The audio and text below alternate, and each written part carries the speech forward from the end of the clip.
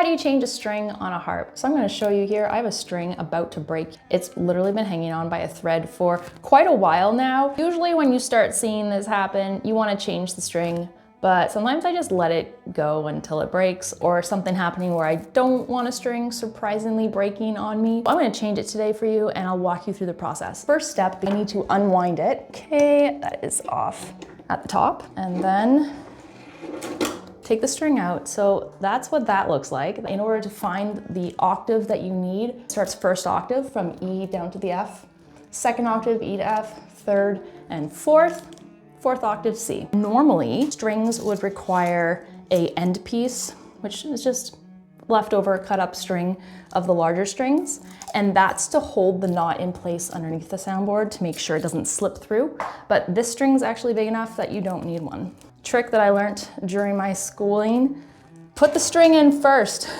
Makes it a lot easier. So tying the knot, my method is one loop, so the long end is in front. Second loop, so now the connecting loop is totally in front. And then the first loop goes underneath and through the second loop, and you tie that tight.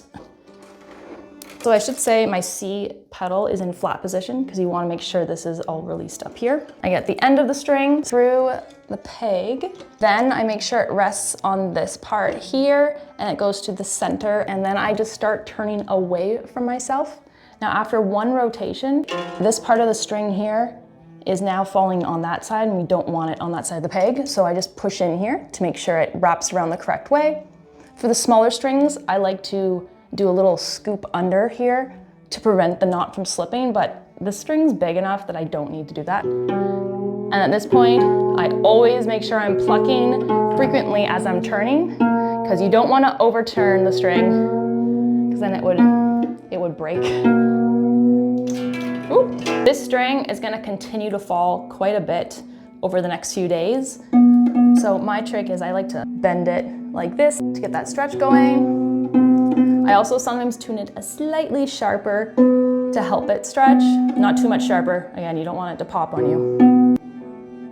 I would clip this with a pair of nail clippers, and all done. I forgot to show you my string log. So this is just a little book that I have for keeping track of every string and the last time I changed it. This is really helpful if I end up doing a full change of all the strings, or if I see a pattern that one string keeps breaking. It could be a sign of something else going on.